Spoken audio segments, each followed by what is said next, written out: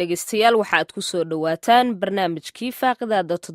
toddobaadkan waxaa isugu kaaya soo duuday halkana ka soo jeedinaysa Falastiin Axmed Iimaan.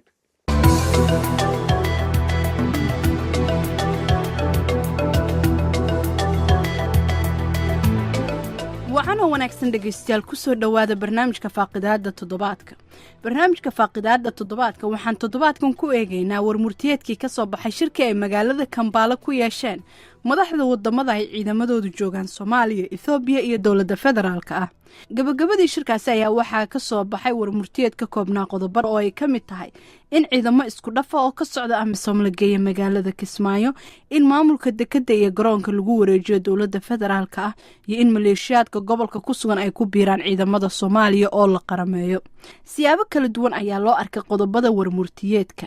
waana arrinta aanu ku eegayna barnaamijka faaqidaada toddobaadkan. waxaa barnaamijkan ka qayb galaya la taliyaha madaxweynaha ahna afhayeenka madaxtooyada injineer cabdiraxmaan cumar cismaan yariisow oo ku sugan dalka isku taga Imaaraadka Carabta, cabdiqaadir xaaji maxamuud dhaqane oo xildhibaan iyo wasiirba horey uga soo noqday dowladihii dalka soo maray, haddana ku sugan magaalada Nairobi ee dalka Kenya, cabdirashiid khaliif xaashi oo ku sugan magaalada Toronto ee dalka Canada kana tirsan macadka Heritage ee xaruntiisu ay tahay magaalada Muqdisho. marka ugu horeysa dhammaantiinba ku soo dhowaada barnaamijka faaqidaada toddobaadka, waana maalintii labaad ee ciidda. waxaan idin leeyahay ciid wanaagsan. dhowaan waxaa ku kulmay magaalada Kampala ee dalka Uganda madaxda wadamada ay ciidamadooda joogaan Soomaaliya. warmurtiyeedkii ka soo baxay qodobada ugu waaweyn oo dadka Soomaalida ay aad u hadalhayeen waxaa ka mid ahaa qodobka ka hadlaya in dowladda lagu wareejiyo maamulka dekedda iyo airportka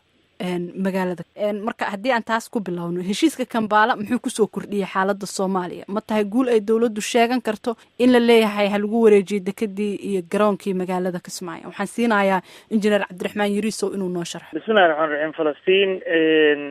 communique ka soo baxay 4 August magaalada Kampala oo madaxda dalalka ciidamadooda ka jooga Soomaaliya iyo Itoobiya iyo Soomaaliyaba runtii waxaa la oran karaa waxay ahayd arrin loo baahnaa, arrin dood fara badan kadib la isla gartay arrinta sidii loo abaari lahaa loona wajihi lahaa. dowladdu waa la socotaayo xaaladda Kismaayo in muddo ahba waxay ahayd xaalad cakiran, dagaalo iyo dhibaato ka dhacay. intaasna dowladdu waxay ku baaqaysay nabad iyo dowladnimadii iyo nidaamka in la soo celiyo. marka runtii waxaan oran karnaa muxuu ahaa Kismaayo dowladdu waa ka maqnayd. ciidamada AMISOM joogana waa la socotaa. dowladdii mar ay isku dayday dhowr jeer inay tagto in ay suurageli weysay inay maaragtay ama gudihii galaan ama institutionkii meesha ka shaqeeyo. marka runtii hadda AMISOM iyo dowladihii ka joogay inay gartaan muhiimadda maaragtay dowladdu inay gaarto institutionkeeda meesha, waxaan oran karaa waxay ahayd tallaabo aad iyo aad u wanaagsan. haye cabdiqaadir xaaji maxamuud dhaqane. waa cid wanaagsan oo mahadsantihiin Falastiin. go-aamada ka soo baxay Kampala ku saabsan dekedda iyo laborka lagu wareejiyo Kismaayo dowladda iyo sidaa injineerku ku hadlay, anigu waxaan u arkaa inay sii kala fogaanayso wadahadaladii al-shabaab lagu balansanaana ay halka tagalayaan dadkii iyo wadahadalkii socdeen uu sii kala sababtoo ah sidaa injineerku dhinac ka sheegayay, anigu waxba uma arkin oo ka soo baxayo Kampala. waxay la mid tahay in wadahadaladii IGAD Addis Ababa May 24-keedii lagu go-aamiyey dowladda Soomaaliyeed inay maamul u samayso la wareegto booyinka gobol nabadeedna ay ku dhigto Muqdisho. sida ay tahay muslimiintii Sheekh Axmed kamid ah waxay yidhahdeen waan soo dhaweynaynaa go-aankii IGAD iyo Addis Ababa, gobashii Muqdishona waan tegaynaa. waxay dowladdu ku jawaabtay in wasiirkii ganacsiga, wasiirkii cadaaladda, wasiirkii gaashaandhigga, kii arrimaha maxaan ku rahdaa waxfaafinta, saraakiishii ciidamada loo soo diro oo abaabul laga bilaabo Kismaayo oo dagaalkooda iyo dhibaatadooda ka dhacday Falastiin. marka anigu waan ku khilaafsanahay injineerka. injineerka waxaan leeyahay IGAD iyo Addis Ababa iyo Kampala kuma wareejin karaan Soomaaliya. Soomaaliya dhexdeeda waa arrinta u taallaa, dib u heshiisiinta u baahan tahay, gobashii lagu dhawaaqay hirgeli u baahan tahay, Soomaalida inay wada hadasho u baahan tahay. marka dowladda Soomaaliyeed haddii xataa la wareega oo hooshii qabsada inay dagaal iyo abaabul iyo xabad bilowda moogiye siday kula wareegi lahayd ayuun bay ka maqan tahay. dowladun baa yaa wax qabsan la Falastiinay meesha dad Soomaaliyeed baa jooga, ciidamadii xoogga dalka Soomaaliyeed baa joogay, dowladdii baa joogtay, dad soo dagaalamay waxaa joogay halgamayaal meesha joogay qabtay. dadkii Soomaaliyeed bay dowladda kasban laadahay, Soomaalida ayada kasban la saasan qabaan ugu. waa mahadsantahay. haye cabdirashiid. waa mahadsantahay Falastiin. hor dowladda culays badan baa ka haystay Kismaayo oo midna wuxuu uga wajahnaa Kenyaatiga, midna wuxuu uga wajahnaa ama Ras Kamboni ama beela hadda afrikaas aada isugu maalmahan aada ugu mashquulsanaa marka waxaa moodaa midda kenyaatiga xoogaa in Kampala go-aanka kasoo baxay ay dawladda ka yara dabcisay oo kenyaatigii la yiri dee magaaladan dawladda talo ku leh in ciidamo kale lagu soo kordhiyana waa laga yeelay laakiin tii Soomaalida iyo Ras Kamboni iyo tii siyaasadda weli faanole fara kama qodno macnaha waa mahadsantahay waxaan rabaa inaan siiya injineer cabdiraxmaan yariiso maxaa keenay in wadamada ciidamadu ay ka joogaan Soomaaliya ay ka hadlaan cidda maamulaysa ilaha dhaqaalaha maxayse dawladdu ku doonaysaa in gacanta loo soo geliyo ilaha dhaqaalaha ee magaalada Kismaayo runtii waa su-aal aada u wanaagsan waxay ahayd dooda waxay ku timid sidii nabadda iyo amniga iyo kala dambeynta dalka loo soo celin lahaa dawladnimada iyo hay-adihii dawladdana ay u shaqayn lahaayeen waxaa lasoo hadal qaaday baydhabo ha noqoto beledweyn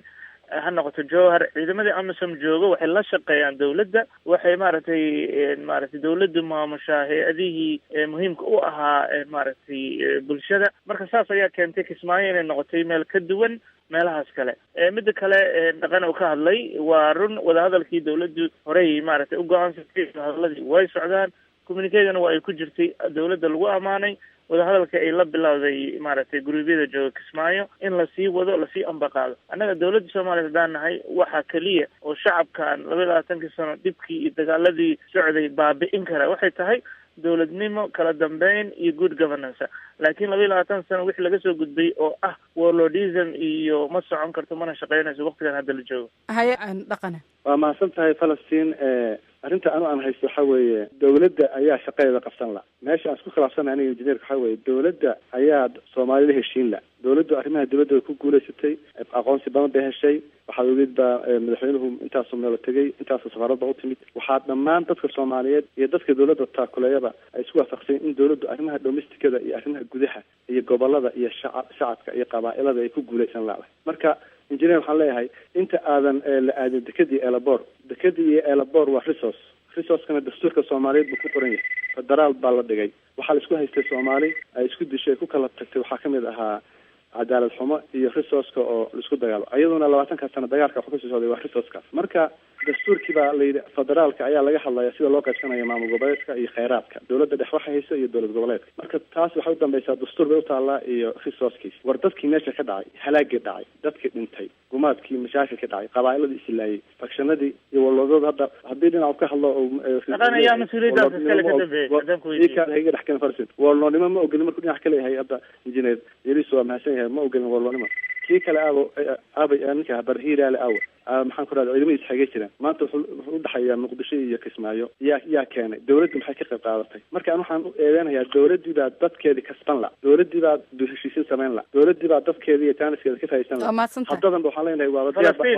arrintan absolutely wax ka jira malaha injineer Yariiso in badan bay Kismaayo tagtay in badan bay la hadashay dadkii shirka waday in badan bay uga digtay shirkaasi wax ka soo baxayn oo dagaal iyo horseedi doono tiina waa ay dhacday dawladdu mar walba waxaa ka go-an in ay maaragtay danta guud ee shacabka ka shaqeyso weli cid aan ka taageernay Kismaayo dadka dagaalada ku sameynaya ma jirto Cabdirashiid aan siinayna waa kugu soo noqon doonaa injineer haye Cabdirashiid Falastiin arrinta hadda Kismaayo ka taagan iyo guud ahaan hadda dhibaatada ka taagan meesha waxaa laga dhadhansan karaa ama nuxurka ka muuqdaa hadda labadan odayaasha oo aqoon-yahanka oo wasiirada ahaan jiray oo xoogaalka doodooda laga dhadhansan karaa sidai arrinta u murugsan tahay annagu waxaan aaminsannahay haddaan heritage nahay arrintan horta Soomaalidu inay is iimaansato oo heshiisay u baahan tahay hadda dayta dhaqana wuxuu dhahaya dawladdu ayadaan shacabka iyo dadka aan la hadlahayn oo la heshiinahayn camal oo kale shacabku laftigooda waxaa loo baahan yahay inay dawladda laftigeeda iimaansadaan oo ama Kenyaati ama Ethiopian ama EU ama ummado kale aan dawladda laga gelin oo hadhow halkaas laga rajeyn inay macnaha ama Puntland dhisi karaan ama Jubaland ama Bayland ama maamul goboleed kale labada qolo marka wuxuu baahan yahay inay is iimaansadaan dawladana magacooda waxaa la yiri gargaar ma hedin dawladda doorasho sax ah oo dalka oo dhan one man one vote lagu soo doortay maahan waa xildhibaano la soo xulay iyo weli tii hore waxsaas ma dhaanto marka wuxuu baahan yahay labada qoloba inay miyirsadaan Kismaayo maahane magaalada Kismaayo ay hadda xukumaan oo Kenyaatigu la hayaane inta kale dalka ama gobolkaas la isku haysto gobolka Jubbada dhexoo kale waa maqan yahay shabaab haysta jubbada hoose intiisa badan shabaab ba haysta, gada qeyb bay haystaan. Marka waxa ay isku haystaanba waa waxa Kenyatta sida ku dhex jooga haddii meesha ka baxaan aysan dhici karinba inaysan haysan karin ay dhici karto. haddaan kugu celiyo marka waxay u baahan yihiin inay labada qoloba intay miirsadaan is-iimaansadaan ama troop contributing countries wadamadan la baxayo ciidaman keenay Soomaaliya leeyahay ama aan la isku haleyn ama aan UN iyo cid kale la isku haleyn labada qol inay is-iimaansadaan bay u baahan yihiin. haddana labada wasiir ama labada mas'uul warkooda lagama dhadhansan karin inay arrintaas macnaha weli u diyaar u yihiin. waa dhici kartaa dawladda inay score ama guul yar ka gaartay dhinaca Kenya, laakiin siyaasadii cakirneyd sidee weli u cakiran tahay. haddii hadda loo tuubana uma fududa in macnaha airport iyo dekad bahaysanaysa intii la yiraahdo magaaladiina raas Cambodia haystaan meeshaas in horumar iyo waxbarasho iyo iskoole iyo caafimaad in laga hirgeliyo. wax danta arrinta ugu weyn loo baahan yahay maskaxda in lagu hayaan waxa waaye shacabka masaakiinta oo Kismaayo 20 sano u dambeysay dagaal ku socday, waxbarashadoodii iyo biyahoodii iyo cuntadoodii iyo beerahoodii tacabka soo baxay si uu dhofsan lahayn in laga hadlo. maanta dhan midi ku taag iyo had boqol inay macnaha meel ay qolada kale ku lagado maslaxada dheer iyo tandho ee Soomaaliya kuma jirto. waa maasanta waxaan siinayaa injineer Cabdiraxmaan Yariiso sidee dawladda suuragal ugu noqonaysa inay maamusho meel aysan dhulkii awood ku lahayn, maamulka joogay iyo ciidamadii magaalada joogay ee Soomaalida ahaa aanu xiriir wanaagsan ka dhaxaynin? sidee suuragal ku tahay inay ilaha dhaqaalaha dawladda ku maamusho iyadoo xaaladaasi ay jirto? meesha ilaha dhaqaale kaliya ma habka laga fiirinayo sida loo tarjumay runtii waa arrin aad iyo aad xaqiiqada uga fog. dawladdu wax kale ma dawladdu waxay doonaysaa nidaamkii maamulada dhismaya inay noqdaan kuwa dastuurka waafaqsan, kuwa dawladdu ay hogaaminayso, kuwa ku dhisan saldhig maaragtay hagaagsan. sharcigii baa hadda baarlamaanku ansixiyey. sharcigaas wuxuu farayaa in gobolada laga xoreeyo al-shabaab si ku meel gaara dawladdu ugu magacaawdo dad. ujeedada dadkaas loo magacaabayana maaha in dawladdu ay dad uusan deegaanka ahayn ay keenayse. waxa la keenayo waa dadkii deegaanka oo mandate iyo sharciyadii la siinayo. dadkaas ayaa maaragtay laga rabaa inay dib u heshiisiintii ka shaqeeyaan, in dadkii gargaarkii loo fidiyo, in sida Cabdirashiid u sheegay iskuuladii iyo waxbarashadii loo hagaajiyo. cidda kaliya samayn karta mandate-ka u haysata sharciyada leh waa dawladdii. dhaqan haddii yuu matalaa yuuse u hadli karaa. kan meesha laisku khilaafsanya meesha waxa waaye 22 sano foodaa waa laga soo gudbay. hadda sharciga iyo nidaamka in la raaco ciddi diidan bal xaggee rabtaa? haye dhaqane wax kale kama hadlayo. waxa weeye anigu waxaan u hadlayaa si nin muwaadin oo Soomaaliyeed sidaad u sheegay mas-uul horaan ahaa, wasiir hore, xildhibaan hore. arrintan xogaal baan u ahay. waxaa kaliya madaxweynihii Soomaaliyeed Xasan Sheekh Maxamuud dawladdii loo hanweynaa dadka Soomaaliyeed ay jeclaayeen kumadiyaar ka baxday muu tago dhaho warkii kooban waxaan tegayaa Kismaayo. dadka Soomaalida halka joogo waxaan rabaa inaad wax u soo dhaweysaan ii diyaar garooba. way soo dooli lahaa Kismaayo ka soo degi lahaa kuwan amisoomta ciidamada hadda uu sheegay iga soo wareejiya Kismaayo iyo garoonkeeda ayaa ku soo dhaweyn lahaa dabaabado. waa calaamad loo suri lahaa meesha shirki ku qabanaya intuu tago mudhi lahaa waryahay war mawaalintiin Soomaali matiin ha war aan heshiino war ajani waa u baahnin war aan ciidamada dhisano war walaal ahaada. anigu Soomaha waxa iga toonaysaan raali ahaada ciid wanaagsan ciid mubaarak aan wada noolaana socda amar qaata shaqeeya. maxaa inta u diiday intaas ku qoobil bal weydii injineer Yariiso weydii muxuu tagi lahayaa madaxweynaha Soomaaliyeed Kismaayo u dhigay dadka meesha ka dhacay walaalahii weeyaan xukuumadda kaale oo u tagay u booqan lahayd. bal weydii injineer Yariiso oo ku maqlahay injineer dhaqana madaxweynuhu dhowr jeer buu ka hadlay, dagaaladii buu ka hadlay, wuxuu ka bixiyay tacsiyeen. wuxuu sheegay in maaragtay shacabka Soomaaliyeed inay maanta iskhilaafaan oo isku khilaafaan waxa macno lahayn oo sharciyadii nidaam ku dhisneen inaysan habbooneen. ra'iisul wasaaraha iyo wasiirada tagay, xildhibaanada tagay oo inta ujeedadu waxay ahayd in shacabkii la gaaro, lala hadlo, nidaamka iyo dawladda iyo lala shaqeeyo. runtii taasna dadaal juhda iyaga mid yar ma ahayn. haddana intaas ka sokow waa la socotaan Addis Ababa in dawladda xubno ka socota ay tageen. ujeedadana ay tahay in lala hadlo dadka maaragtay mas-uuliyiintaas. annaga waxaan rabna waxay tahay wax sharci iyo nidaam ku dhisan, shacabkana gundhig u noqdo. ma rabna hadhow dagaalo sokeeya inay soo noqdaan, ma rabna Kismaayo in 22 sano siday ahayd ku jirto. annaga waxaan rabnaa shacabka Kismaayo xaq bay u leeyihiin inay helaan nidaam saldhigiisu hagaagsan yahay. ujeedada loo socdana waa taas. Cabdirashiid rabaa inaan Cabdirashiid ma muuqataa fursad dawladda uga banaaneyd arrimaha jubbooyinka in ay meesha ka baxday? haddiise ay noqoto hadda in qaladba hadduu jira la soxo xaggee isleedaa way tahay inay dawladdu ka bilowdo? arrinta jubbooyinka iyo guud ahaan dalka xataa Muqdisho kusoo dar xataa gobolada kale ee Puntland iyo kusoo dar. arrinta Soomaaliya waxaa loo baahan yahay horta marka u horeysa in shacabka talada xataa wax laga siiyo oo dadka Kismaayo ninka gudoomiyaha degmada u noqonaya ayagu ay doortaan oo gobolkaas qofkii ku noqonaya barasaab ama magac kale loo bixiyo ay dadku doortaan. Muqdisho laftigeeda in doorashooyin laga bilaabo oo mayorka iyo gudoomiyaha degmada la doorto. garowe sidoo kale ilaa 1998 bay hadda garowe dagaal la-aan iyo dhibaato la-aan ahayd ama ay dhisnayd puntland weli lama doorto guddoomiyayaasha iyo waxaas lama doorto soomaaliya horta waxaa loo baahanya in laga oo shacabka talada wax laga siiyo ay doortaan cidda matalaysa taas horta waa daruuri xalkuna taasuu u dhow yahay guud ahaan hadda hadalka injineer yariso ah dowladda sharciyad bay haysataa dowladda sharciyada waa haysataa sharciyadna ma haysato dowlad la dhoodhoobay waaye oo tabar yar oo badankii 90% gacantiisa ugu jiro somaliland ma xukunto puntland ma xukunto galmudug ma xukunto xubin iyo xeeb ma xukunto kismaayo hadda airport iyo dekad baa wadamo kale leeyihiin waa lagu wareejinaa inay siyaasadaas xaqiiqadaas oo on the groundka oo dhulka ka jirta dowladdu inay weli bilow tahay oo curdan tahay oo inay dadka kasbato ay u baahan tahay waa inay macnaha dowladdu aysan hilmaamin sharciyad baan haysanaa iyo kumeelgaarka waa ka baxnay iyo dalkan annaga dawlad u ah sharci ahaan iyo hadal ahaan iyo markii wadamada dawladda lala xaalaya waa qurux badan tahay waan rabnaa inay dawladda taas u dhaqanto laakiin dawladdan kalsooni iyo kasbasho u baahan tahay ka jawaabo arrimaha kalsooni iyo kasbasho uga baahan tahay shacabkeeda haddii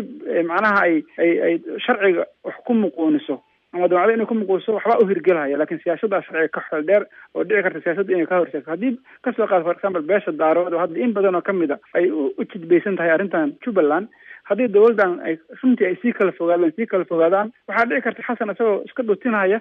inay 2016 u gaaro Somalilandna ka maqan tahay marka dawladda sharciyadan ay aad ugu indhacadahay waxa uga muhiimsan kasbasho iyo kalsooni dhis iyo dadkan inay macnaha ay kulligood ka dhigtay inclusive oo ay dareemaan inay dawladdan wax ku leeyihiin aan isma quunin dareemay sababtoo haddii ka kala tagaan xildhibaano ayaan dhahay muqdisho markaan joogay xildhibaano ku goodiyeen u jeeday anaga dhan waa baxayna qaar naga mid ah baxay ama shortiga baxay waxaasoo dawladdu uma baahna kiyaa kara badan ba hadda waqti badan ka dhawiyay inay sharciyad yeelato oo Kenya ay dalkeeda u baahan tahay laakiin waa inay shacabkeeda kasbato waayo haddii kale iyadoo iska dhutinaysa waqti ka dhamaana macna waa mahadsanta hay engineer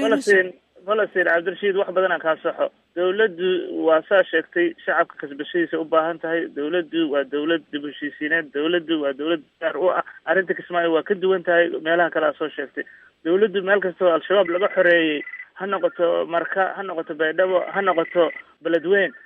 nidaamkii dawladdiiba gacanta maaragtay haysa iyo ciidamadii AMISOM Kismaayo waa ay ka duwan tahay marka taas horta xaqiiqada in saas loo fahmo oo comparison-kan ama barbardhig la samaynayo runtii waa mid aad iyo aad maaragtay xaqiiqada ka fog tan kale in beelo loo saadiyo waxyaalaha ka dhacayo oo la yidhaha beel hebel baa kalsoonidii ama maaragtay kala noqonaysa dawladda runtii iyadana waxaa moodaa in waqti hore wax laga soo gudbay ah dawladdu waa dawlad ku dhisan dhammaan beelaha Soomaaliyeed oo dhan ha noqoto baarlamaanka ha noqoto golaha wasiirada ha noqoto maaragtay madaxda sare ujeedaduna waxay tahay in dib u heshiisiin iyo nidaam la gaaro nidaamka yaa gaaray waa marka dawladdu waxay cadaysay dib u heshiisiin inay rabto inay ku xaliso waxay cadaysay sharciga la sameeyay wuxuu qeexayaa shacabku inay iyaga doorashada samaysan doonaan ama degmo ha noqoto ama gobol ha noqoto laakiin inta ka horeyso yaa sii samaynayo shuruucdii iyo nidaamkii doorashada ku dhici lahayd cidda mandate ku haysata waa dawladda nidaamkaas waa imanaya laakiin dadka waxaa la rabaa inay aaminaan dawladooda iyo nidaamkii waxaan hubaa 100% si kasta oo maalmo hore loo qaldamo in ay saxmi doonto shacabkuna degmo walba ay dooran doonaan maaragtay waa maasanta engineer su'aasha aan rabo inaan ku weydiiyo waxay tahay mid shaki kuma jiro in waxoogaa isfaham waa ah maamulada gobolada ka jira iyo shacabka gobolada iyo dawladda isku xirnaanshiyahooda inuu liito taasi waa mid si walbaba u cad oo aan u baahnayn hadda in la isweydiiyo laakiin dawladda diyaar ma u tahay inay kalsoonida raadsato shacabka inay wada xaajood la gasho dadweynaha iyo maamulada meelahaasi ka jira oo waajibaadka iyadana dawlad ahaan dadkaas ka saarnaa ay gudato ha Falastiin waa qasaban ku leeyahay taas waa meel kale kama raadinayso dawladdu waxay doonaysaa dib u heshiisiin in meel walba guri walba in maaragtay loo fariisto geed hoostiis la fariisto xalkana uu ku jiro si nidaamsan oo dadkoo dhan ay jecel yihiin layskuma khilaafsana dawladnimo layskuma khilaafsana in dadku ayagooda ka tashadaan laakiin habkii iyo dariiqadii lagu gaari lahaa waa dariiqada aan leenahay sharciyadii iyo nidaamkii inta la habeeyo oo hadda baarlamaanka bal halaga warsugo dawladda iyo xukuumadda howlaha ay wado oo ah maamul samaynta waa mahadsanta waxaan rabaa inaan siiya Cabdiqaadir Dhaqane wadahadalaha ka socday magaalada Addis Ababa hadayna mar waa soo hadal qaaday horena ku dhowr jeer ay meesha ugu kulmeen haddana waa loo ballansanaa in dhawaan la isku arko ma waxaad isleedahay wadahadaladaas loo ballansanaa ee la sugayo waxaa wax u dhimaaya warmurtiyeedkii ka soo baxay Kampala saasaan leeyahay warmurtiyeedkaasa wax u dhimaya ka soo baxay Kampala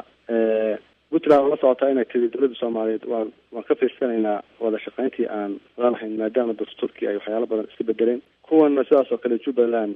iyo waftigiisa halkan waa joogaa shalay inay baxaan baan sugayna ma aqaan wax ku dhacay marka oo ay Addis Ababa aadaan saasaan maqlayo madaxweyne ku-xigeenka halkan yimid shalay inuu baxay ma si dhexgeli kara waa arrimo Soomaaliyeed oo maamul laakiin arrintan ka hadlayna doodeena waxaa weeye su-aashaada muhiimka ah madaxweynihii Soomaaliyeed oo Kampala kasoo noqdo Muqdisho ka degay oo yidhi good news dekadii eelaboorkii baan la soo wareegnay ogaada waa war fiican iyo xaaladaha ka jira ee Soomaalida dhexdeeda ah wixii siyaasada waa gooni laakiin markaan nahay dad aqoon-yahano ah oo dadkana dhegeysanayaan doonayna inaan tawjiihino oo wanaajino wixii xaqiiqada ka jira Falastiin aan ka hadalno sida Cabdirashiid u hadlay aqoon-yahanka waxaa muuqata shanqaro waxaa muuqata hadda wuxuu leeyahay dawladsiin bay dawladda rabtaa oo waa sax wey waan ognahay aaway wasiirka dawladsiinta aaway guddigii dawladsiinta Soomaaliyeed aaway hadlayo dagaal iyo abaabul iyo xabad aaway ra'iisul wasaarihii Soomaaliyeed prime ministerkii Soomaaliyeed 4.5 baa lahaa dawladdu waxay ka kooban tahay qabaa'ilo gobol ay ka kooban tahay gobolkiisa xaaladda ka taagan tahay kuwii Puntland baa shanqarayo dhawaaqaya shanqaro badan baa jira waa kan dawladda Cabdirashiid koox xildhibaanada la sheegaya aaway awoodii ra'iisul wasaaraha Soomaaliyeed aaway prime ministerka shaqadiisa laakiin dhaqan waa taga prime ministerka magaalada Kismaayo Soomaa waxa aan ku haystaa waxa weeyaan oon dareemahayo inay dawladdu ay dhinac ka tahay dagaalada ka dhacaya Kismaayo oo aysan dhexaad ka ahayn dawladda Soomaaliyeed waa inay dhexaad ka noqdo prime ministerka madaxweynuhu waa inay dhexaadaan qabaa'ilada iyo fakshanaha isku haystaan inay dhexaad ka ahaadaan dawladdii baan dhexaad ka ahayn wixii ka dhacay Kismaayo oo dhinac la safan Falastiin dhaqanada dawladda waa ta kaliya ay soo istaagtay ee caddaysay inaysan cidna la safan Kismaayo inay ka xun tahay dagaaladii in laga sii digay dagaaladaas inay dhacaan xaqiiqada aan isu sheegno ciidankii dawladda yaa maleeshiya ku kala daray yaa ka dambeeyay dagaalka Kismaayo waxaasoo dhan hadee waa muuqataa laakiin kasoo gudub dawladdu dib u heshiisiinta hadda arrinta tan oo Addis Ababa shirkii ciidda soo gashay ciidda kadibna dawladdu way u socotaa kamana daalayno in lala heshiiyo lala hadlo xal waara loo gaaro anaga xalku wuxuu rabnaa inuu noqdo mid sal fiican leh ma rabna anaga caadifad iyo maaragtay iyo bulooyinka kale intaasna waxaan isleenahay dawladdu waa ay ku saxsan tahay waxaan rajaynaynaa su'aalan weydiiyo afayeenka injineerka aaway gogashii Muqdisho ee nabadda gogashii Muqdisho lagu dhawaaqay ee la ballan qaaday maxaa Addis Ababa loo aadayaa maxaa Kampala loo aadayaa maxaa Nairobi loo aadayaa dawladda Soomaaliyeed bay noo joogtay Muqdisho la jooga aaway gogashi la dhigay ee lagu dhawaaqay dhaqan sababta aan u aadayn wax kale ma inaan geed kor iyo geed kaaban u fuulno dib u heshiisiintii nabadeynta shirka Muqdisho lagu baaqay waxaa la rabaa marka hore dadkii deegaanka in lala hadlo laga dhaadhiciyo ayagiyo isku faraxsan oo shirka annaga ma rabno shir inta la qabtay hadhow la dhahay waxbaa kasoo baxay shirka waxaan rabnaa inuu noqdo mid beys fiican leh oo mirana kasoo baxaan sababta keentay in Addis iyo Kampala meel walba loo aado oo arrimaha Kismaayo wax kale ma waxaan raadinaynaa iyadoo la isku wada qanacsan yahay dhammaan dadkii ku dagaalamay Kismaayo oo dhinac walbaba ay sida ay wax u rabaan inay dawladda u yimaadaan dawladduna shirka ay u qabato hadhowna dadkaas ayaga ayagooda ka tashadaan ujeedadeena waa intaas waa maadsanta waxaan siinayaa Cabdirashiid Khaliif Cabdirashiid waa ujeedaa marka ay noqoto wadadii dib u heshiisiinta wadahadalka maamul u samaynta waxaa moodaa in waxoogaa mugdiya ay ku jiraan gabagabadiina waa marina adiga aragtidaada maxay kula tahay sidaas oo kula tahay in lagu xallin karo arrimaha hadda ka taagan gobolada jubbooyinka ee maamul u samaynta ah waa mahadsantahay Falastiin horta dawladda in la tixgeliyo oo la iimaansado oo ay qalin yeelato oo aan dalkii macnaha khadaq ahaan meelihii hadda ay shabaabka laga qabsaday aan laga saarin waa loo baahan yahay waxaa kaloo lagama maarmaana dadka meesha deganna inay la kasbado guud ahaan annagu ayaantii horeba June taladan ku talinay waxay ahayd inay maamul loo wada dhan yahay oo dawladduna ciidankii iyo amnigii iyo waxaas ay qayb weyn ku leedahay meesha laga sameeyo dadka hadda joogana ay maamulka talada wax laga siiyo waxaasna ay 18 bilood aysa ka badnaan 18 bilood kadibna shacabka ay doortaan dadkii macnaha ay rabeen oo gudoomiye degmo laga bilaabo gudoomiye macnaha magaalooyin lagu xujiyo gobollo lagu xujiyo maamul goboleed hadii la dhisayo la dhiso ana marka waxaan ku talinaynaa haddana wax ku meel gaar ah saan caanuhu dadkaan uga daadan in lagu sii heshiiyo kadibna talada shacabka loo sii gudbiyo oo doorashooyin sax oo shacabka Soomaaliyeed ay wax dooranayaan in loo gudbo anigu madamoor arrinta markii arrinta siyaasiyiinta gacantooda laga sii bixiyo oo shacabka loo sii dhaweeyo waa marka Soomaaliya nabad iyo horumar iyo waxbarasho in laga hadlo iyo in biyo laga hadlo iyo in kanaalo in la qodo laga hadlo iyo in xoolo in la dhoofiyo iyo beero in la tawcada laga hadlo markaas loo sii dhawaana laakiin siyaasiyiin aan cidna dooran oo macnaha wadamo dirisa iyo wadamo dibadda iyo hay'ado caalamiya hadda mar u kala yaacaya intay soomaaliya ka talinayaan soomaaliya nabad iyo horumar iyo khayr ma gaari karto. shacabkan soomaaliyeed waxay hadda somaliland iyo puntland xoogaa yar u degan yihiin waxa weeye dadkan mararka qaarkood wax doorta especially somaliland. halkan waa in loo soo gudbo waayo shacabkan magaalooyinkan degan maxay rabaan in la ogaado. barihiira waa yimid iyo aadan madow waa yimid iyo hebel madow waa yimid iyo dawlad baa timid, waxaan waa lagu daalay ma la rabo. waa in shacabka magaalada Kismaayo degan inay rabaan ama gabar ay rabaan ay guddoomiye degmo u doortaan, markaasaa dadkaan ay danahooda la gaari doonaan. inta kasii horeysa waa siyaasiyiin aan cidna dooran oo farafootamaysa dana badan oo maslaxad ama qaran ama mid shacabna meesha ku dhiminaya. waa mahadsan tahay. waxaan siinayaa cabdiqaadir dhaqane. haye maxaa xalka u aragtaa? waa mahadsan tahay. halka waxaan u arkaa dowladda soomaaliyeed inay dhexdhexaad ahaato. dowladda soomaaliyeed howlo badan iyo shaqo badan baa u taalla oon Kismaayo ahayn. halkiisaan oo Kismaayo Axmed Madoobe al-shabaab iyo waxaasay ku mashquulsan tahay. dadka soomaaliyeed dhexdhexaad ha u noqoto. waxaa muuqda dhibaato iyo khatar puntland iyo jubbaland ba inay kalsoonida kala noqdaan soomaaliya muqdisho oo lagu noqdo meel xumaan ka cabsi qabaa. muqdisho iyo madaxweynaha iyo ra-iisul wasaare ee dowladda soomaaliyeed arrintaas jubbooyinka ha dejiyaan. dadka soomaaliyeed hala hadlaan. waxba aysan amisom iyo igad iyo meelaha ka raadsanaya dadka ha raadsadaan, ha itiraafaan, hala shaqeeyaan. maamulka jubbaland alegsa iyo sheekh axmed madow halka lagu magacaabay intuba intay aqoonsadaan soo dhaweeyaan wixii ka dambeeya ha dhamaystirtaan. sidaa darteed waxaa ii muuqataa muqdisho waa 16 degmo, waa caasimada soomaaliyeed. baas cabdiduq magaalo leedahay, 16 degmo leedahay oo gudoomiye degmayaal ah. boolis bay leedahay, maxkamaday leedahay. caasimada soomaaliya dhan baa dhowraysa. xaalad baa lagu jiraa adag oo aan doorasho suurtagal ahayn. xamed madoobe ninka xukuumaha la ogyahay inuusan muxuu ahaa madaxweyne ku dhalanin. sidaa darteed markaa al-shabaab la soo dagaalamay ee halkaa yimid ee dowladda soomaaliyeed raba yaan lagu kalifin sidii somaliland inay dhahaan waan kala noqonay kalsoonida oo dadkaas jubbaland iyo kuwa puntlandba wadada somaliland is raacay. haye engineer Yariso. runtii cabdirashiida warkii dhameeyey aad iyo aad baan ugu raacsanahay. meeshaan u socono waxay tahay 2016 doorasho hora waddanka oo dhan ka dhacdo. haddana dawladdu sharcigii la maarata baarlamaanku ansixiyey qorshuhu wuxuu yahay cabdirashiid 18 bilood buuba sameeyay. annaga waxaan rabnaa inaan ambitious ka noqono sanad gudihiisa degmo walba ay doorato qofkii guddoomiyaha degmo ka noqonayo, laakiin ay ku doorato nidaam iyo process iyo system dawladeed oo aan fawdo ahayn. runtii taasna shaki igama jiro. shacabka soomaaliya haddii la helo fursadii deganaantii iyo nabadii dawladda wado, waxaan aad iyo aad ugu kalsoonahay inaan wada gaari karno qorshaha ahayn 2016 doorasho ay dhacdo one man one vote. hadhowna soomaalida ay doorato cid allaale cidda isleedahay marxaladan waa idinka saari kartaa. si aan taas ku gaarno inta ka horeyso in la aamino dawladda iyo sharciyadda iyo kala dambeynta oo lagu kalsoonaado. taas horta waxay tahay wax ugu muhiimsan. midda kale dawladdu way og tahay 22 sano dhib iyo waxa lasoo maray qaxar in si meelo qaarkood sensitivity badan ay jiraan la dhayo dib u heshiisiin lagu sameeyo geed dheer geed fulna loo sameeyo. taasna waa qorshaha aan isleeyahay waa muhiimka ah. taasna waxaan isleeyahay waa habka keliya aan ku wada gaari karno midnimo iyo wadajir oo ah wax naga wada dhexeeya. dawladda dhexdhexaad ha ka noqoto marka laleeyahay war dawladdu waa dawlad soomaaliyeed, shacabkay dawlad u tahay. marka xaggee dhexdhexaad ka noqoto? waxay dhexdhexaad ka noqonaysaa inay ummadda soomaaliyeed u horseedo waxa ugu wanaagsan ee la heli karo oo ah in aayahooda ay ka tashtaan. taasna waa tan ay dawladdu ka shaqeynayso. aada umahadsan tahay. waan salaamayaa dhammaantiin. aada umahadsan tihiin. ciid wanaagsan mar kale. ciid wanaagsan Falastiin. sidoo kale.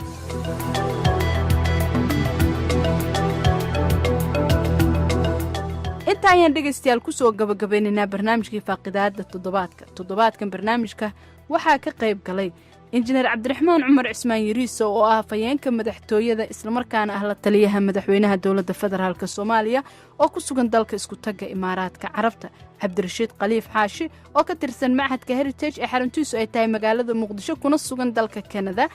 iyo cabdiqaadir xaaji maxamuud dhaqane oo horay xilal heer wasiir iyo weliba xubin baarlamaanba uga soo noqda dowladihii ku-meel gaarka ee dalka soo maray, haddana ku sugan magaalada nairobi ee dalka kenya. tan intaan dib dambe ugu kulmi doonno barnaamijkan oo kalena nabadgelyo.